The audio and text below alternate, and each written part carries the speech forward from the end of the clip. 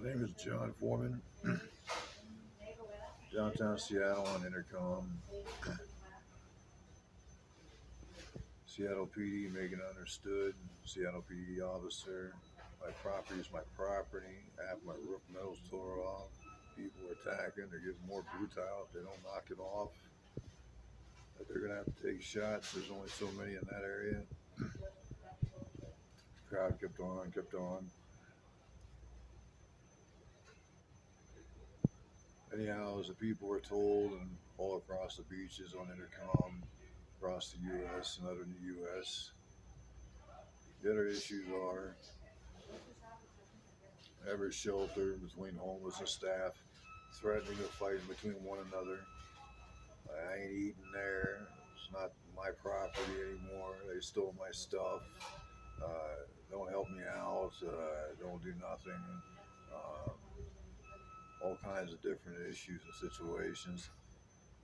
This time they went so far that they seemingly forget the movements as far as many people. And even on the news in Sacramento, California, for a month I was, prisoners and staff watching. Prisoners, the riots helping hold me hostage inside the facility. After a month, I was finally released from being hostage. Same kind of situation of folks and so forth. Remember TV shows, they show, law enforcement admitting who they are, judges and so forth.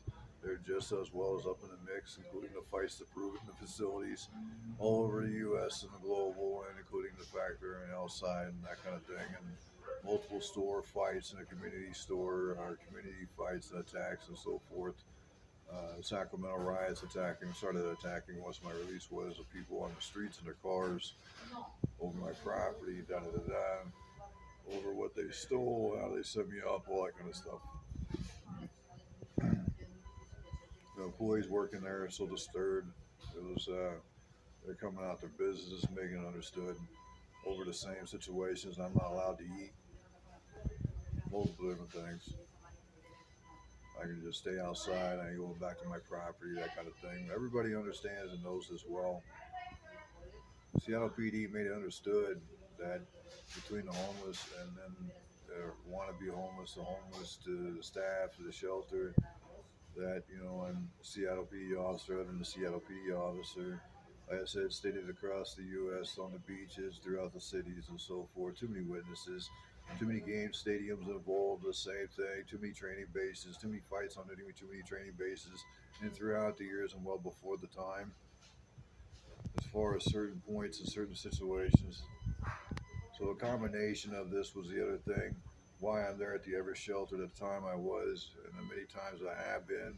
Well, I ain't staying in one of the cubicles. Why the heck should I stay in one of the cubicles? Why should I actually have to work due to the fact that people keep stealing my paychecks, overrunning everything, ripping half my roof metal off my house, more than just one house, making themselves home, and, stealing my stuff, my paychecks, money that they have cost and what they owe, overrunning the courts and so forth.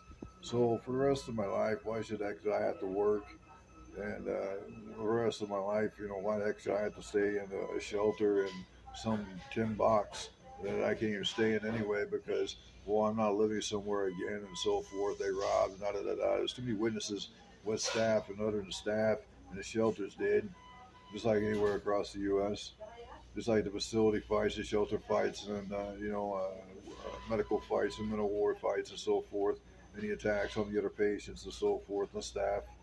Law enforcement attacking and so forth, staff, library attacks and so forth, many things, Capitol attacks, all kinds of things.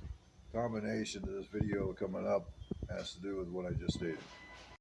Yeah, Greg, 20 of these pallet shelters will house a total of 30 people. They are 64 square feet. They have heat, they have air conditioning, they even have a coffee pot. But the question is it too much of a good thing? That I have seen more people on the street in every neighborhood that I've been in than I've ever seen in my life. With Snohomish County's homeless problem spiraling out of control, one small step to bring some stability. Pallet homes that'll house up to 30 chronically homeless people, offering a taste of what life could be like. Julie Willie leads the program. Some individuals just need this opportunity. They just need some stability. Everett police and social workers are helping identify people who would be a good fit for the program. They'll be offered mental health and addiction counseling. The Everett Gospel Mission, right next door, will oversee the shelters, provide food, showers, and 24-hour security. 60 people have already shown interest for the 30 spots, but they don't have to agree to services or even stay sober to be here. In fact, there isn't even a time limit for when they have to leave. What's to keep people from taking advantage of this? These individuals want stability and they want shelter and they want to maybe have a different life. So this is going to be a launch pad for that, hopefully.